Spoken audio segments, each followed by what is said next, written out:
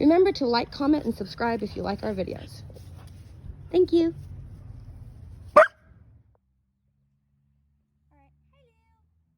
Hi everybody. So today we're going to go over what I call ear and tail training, also known as aggression training. So we're going to go ahead and show you guys what we do to help curb her aggression or anything like that, or that just to help your dog in general. So maybe you might have kids or even a child with autism or even just strangers and everything. You don't want aggressive behavior from your dog.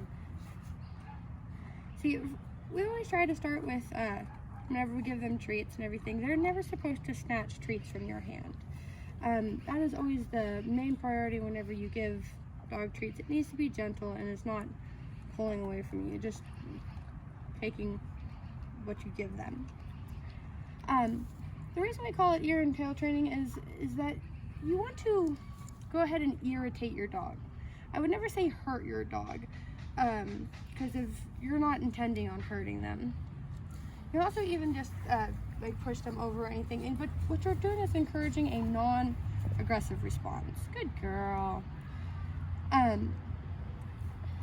Why do we do this?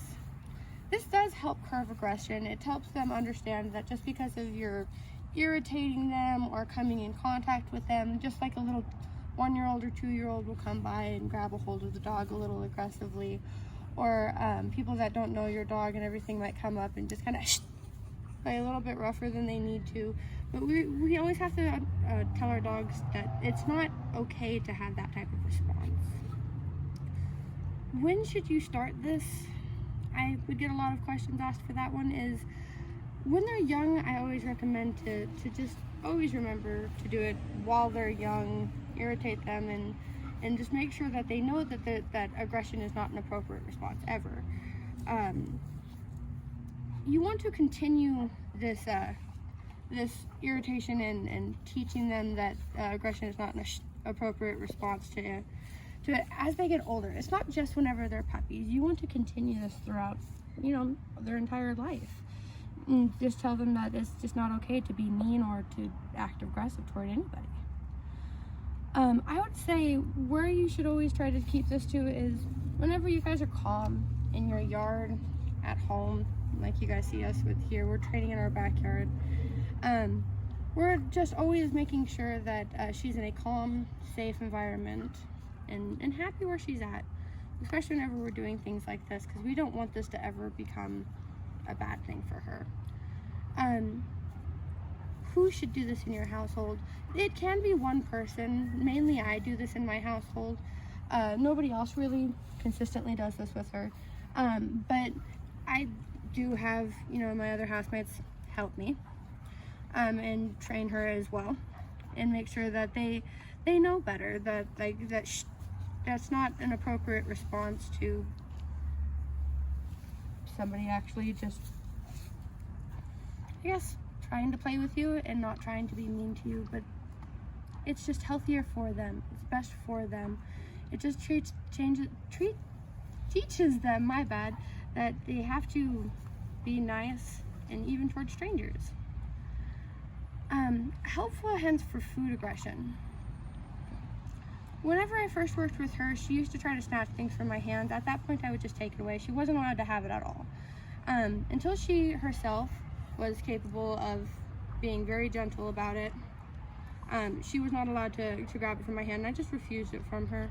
There were a couple times when I took a couple of nips or bites, and I did sit there and go, "No, Lou," and she responds. You can also make a certain sound that will help her as well, or him as well. For here we go, shh, and it works very well for her. And always to recommend to keep, just feed them like such. Just continue to have food in your hand. Make sure that they know that it is not appropriate for them to ever snatch anything from you, pull anything from you, or bite at you. You don't always need treats for tricks or anything like that, but it is nice tips to have and little tricks to keep for them and to keep their attention. But always remember they are not allowed to snatch it. Even if they're happy or excited or anything, they are never allowed to just snatch it out of your hands. And that will definitely help with food aggression.